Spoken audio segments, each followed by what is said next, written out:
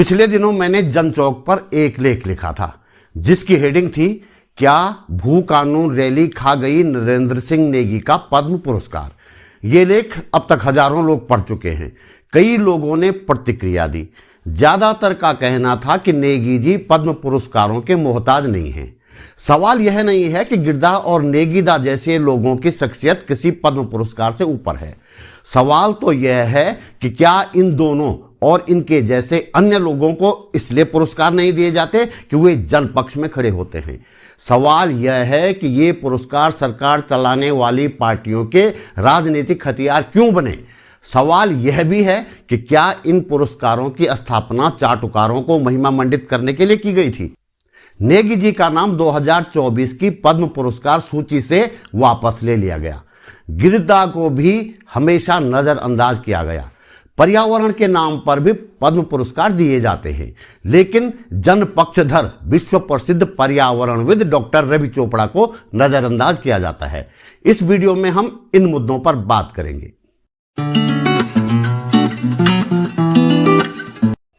नमस्कार, मेरा नाम है त्रिलोचन भट्ट और मैं करता हूं सरकार की नहीं सरोकारों की बात। दोस्तों, आज के दौर में पत्रकारिता से सरोकार गायब हैं। हर तरफ सरकार की बात होती है, इसके बदले सरकार से भरपूर लाभ लिया जाता है। लेकिन मैं अपना यूट्यूब चैनल, फेसबुक पेज और न्यूज़ पोर्टल आपके सहयोग से चलाने का प्रयास करता हूं। आप वीडियो पूरा नहीं देखते तो मेरी मेहनत बेकार चली जाती है। वीडियो अंत तक देखकर लाइक, कमेंट करें और दूसरे लोगों तक भी पहुंचाएं। संभव हो तो अपने जेब खर्च में से एक छोटी सी राशि बचाकर जन सरोकारों की पत्रकारिता को सहयोग दें। हर साल गणतंत्र दिवस की पूर्व संध्या पर देश भर में विभिन्न क्षेत्रों में उत्कृष्ट कार्य करने वाले व्यक्तियों को पद्म पुरस्कार देने की घोषणा की जाती है। पद्म पुरस्कारों की इस सूची पर देश भर के साथ ही उत्तराखंड के लोगों की नजरें भी होती हैं।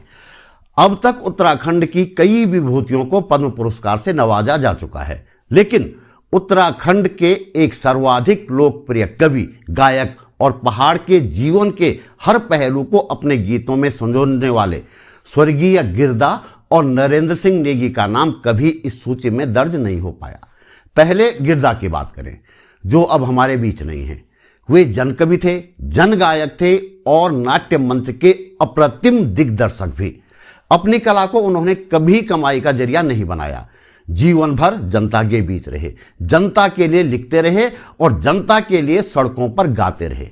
क्या गिरदा पद्म पुरस्कार के योग्य नहीं थे? थे, लेकिन उनकी कमी यही थी कि वे जनता की आवाज बन जाते थे, जनता के पक्ष में खड़े होते थे। जरा गिरदा को सुनते हैं। ततुक नी लगा उदेख घुनन मुनई निटेक, ततुक नी लगा उदेख घुनन मुनई निटेक, जैता एक दिन त आलो उ दिन यो दुनी में हो, जैता एक दिन त आलो उ दिन यो दुनी में। जै दिन कठुली रात ब्याली पौ फटला को कड़ालो, जै दिन कठुली रात ब्याली पौ फटला को कड़ालो, जैता एक दिन त आलो उ दिन यो दुनी में हो, जैता एक दिन त आलो उ दिन यो दुनी में। नेगी जी पर आने से पहले एक नजर पहाड़ के पद्म पुरस्कार प्राप्त पर्यावरणविदों पर डालनी चाहिए। नाम तो आपको मालूम है। मेरा सवाल है कि हाल के वर्षों में विकास के नाम पर उत्तराखंड में पर्यावरण का जो विनाश हुआ, क्या इसमें किसी ने कुछ कहा? नहीं। जरा याद कीजिए, पिछले वर्ष जोशीमठ में धसाव की घटना। एक पद्म पुरस्कार प्राप्त किस तरह से जोशीमठ में सरकार प्रायोजित कैमरों से घिरे धसाव के असली कारणों से लोगों का ध्यान भटकाने का प्रयास कर रहे थे। लेकिन इसी जोशीमठ में एक और पर्यावरणविद भी थे जो धसाव का कारण बनी विनाशकारी परियोजना को आंदोलनकारियों के साथ खड़े होकर चुनौती दे रहे थे। यही क्यों, वे तो हेलंग में महिलाओं से घास छीनने के खिलाफ प्रदर्शनों में भी शामिल थे। मैं डॉक्टर रवि चोपड़ा की बात कर रहा हूं। पहाड़ों के संघर्ष में शामिल डॉक्टर चोपड़ा दुनिया के जाने माने पर्यावरणविद हैं, लेकिन उन्हें पद्म पुरस्कार नहीं दिया जाएगा क्योंकि वे जनता के पक्ष में खड़े हैं। एक बार फिर बता दूं कि ये जो मैंने नाम लिए हैं, इनके व्यक्तित्व के सामने ये पुरस्कार छोटे पड़ जाते हैं, लेकिन यदि इन्हें पुरस्कार दिए जाएं तो पुरस्कारों का ही सम्मान बढ़ने वाला है। वैसे देखा जाए तो जनपक्षधर लोगों को 70 के दशक से ही इस तरह के पुरस्कार मिलने बंद हो गए थे, लेकिन आज तो ये पुरस्कार ज्यादातर ऐसे लोगों को दिए जाते हैं जो चाटुकार हैं। नरेंद्र सिंह नेगी, उत्तराखंड के लोग नरेंद्र सिंह नेगी को गढ़ रत्न कहते हैं। पिछले करीब 4 दशक से गढ़वाली गीत लिख रहे हैं और गा रहे हैं। कई अन्य रचनाकारों की रचनाएं गाकर वे उन रचनाओं को भी अमरत्व प्रदान कर चुके हैं। हर वर्ष गणतंत्र दिवस पर उत्तराखंड के लोगों को उम्मीद रहती है कि नेगी जी का नाम पुरस्कारों की सूची में जरूर होगा, लेकिन नहीं होता। नेगी जी लोक के सौंदर्य, प्रेम, स्नेह, ममत्व से लेकर उसके दुख दर्द तक अपने गीतों में उकेरने वाले गीतकार और गायक हैं। जनपक्ष में खड़े रहते हैं, इसलिए पुरस्कार से वंचित कर दिए जाते हैं।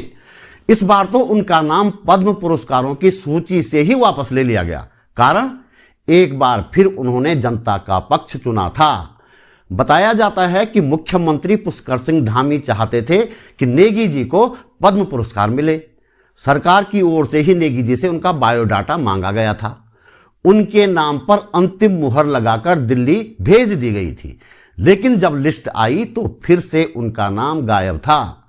आशंका जताई जा रही है कि 24 दिसंबर की भू कानून रैली के समर्थन में अपील और गीत जारी करने के कारण नेगी जी का पद्म पुरस्कार रोक दिया गया।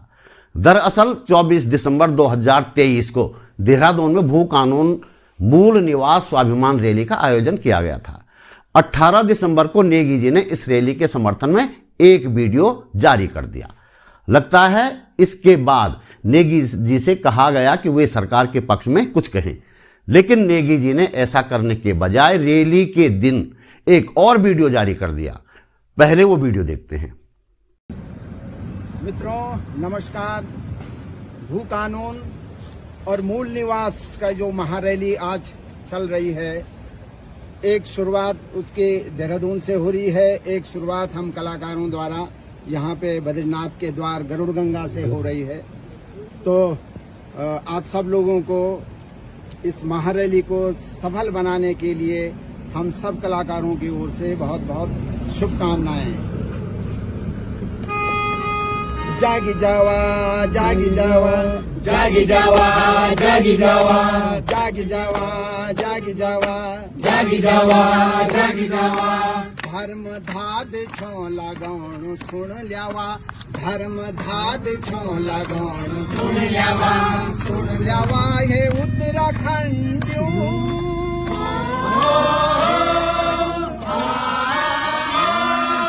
एकजुट एक मुट्ठ हुए जावा जागी जावा। इसके बाद जो मौजूदा सरकारों की परंपरा है वही हुआ। नेगी जी का नाम पद्म पुरस्कारों की सूची से वापस ले लिया गया। सरकार की इस करतूत पर कांग्रेस की ओर से तीखी प्रतिक्रिया आई है। हमारे उत्तराखंड के गौरव, हमारे गढ़रत्न के नाम से मशहूर नरेंद्र सिंह नेगी के साथ जो सलूक इस धामी सरकार ने, मोदी सरकार ने किया है, उसकी पुरजोर शब्दों में निंदा करते हैं। पहले पद्मश्री सम्मान के लिए उनका बायोडेटा उनसे मांगा जाता है, उसके बाद उत्तराखंड से 2 नाम, नरेंद्र सिंह नेगी जी के समेत 2 नाम जाते हैं। लेकिन जैसे ही नेगी जी का एक वीडियो वायरल होता है भू कानून और मूल निवास को लेकर, तो उनका नाम पद्मश्री से काट दिया जाता है। ये पूरे उत्तराखंड को शर्मसार करने वाली घटना है और नरेंद्र सिंह नेगी जी का अपमान है। जो भी नरेंद्र सिंह नेगी के प्रशंसक हैं, जो भी उनके समर्थक हैं, वो जानते हैं कि भारतीय जनता पार्टी पद्मश्री दे चाहे ना दे, नरेंद्र सिंह नेगी हमारे गौरव थे, हमारे सपूत थे और हमेशा रहेंगे। उनका योगदान भारतीय जनता पार्टी के लोग कम नहीं कर सकते। सिर्फ और सिर्फ कुत्सित प्रयास ये रहता है भाजपा का कि उनके दिखाए रास्ते पर या उनकी लाइन पर आदमी बात करे, जो भी उनकी लाइन से हट। तो दोस्तों, इस वीडियो में इतना ही। आपने वीडियो अंत तक देखा, आभार। लाइक का बटन नहीं दबाया है तो दबा दीजिए।